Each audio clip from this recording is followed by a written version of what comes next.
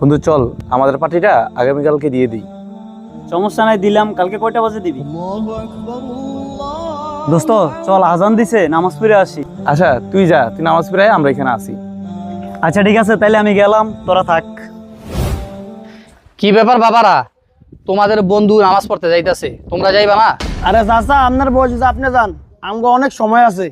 সময় আছে না? কত যুবক দেখছি তোমাদের বয়সের, তারা আজকে কবরে চলে গেছে।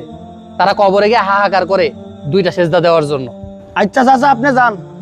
হায় হায় রে, আমি কি শুনলাম? কিরে বিশু, কই যাস? আরে আমার ছোট ভাইরা অ্যাক্সিডেন্ট করে মারা গেছে, আমি একটু হসপিটাল যাইতেছি।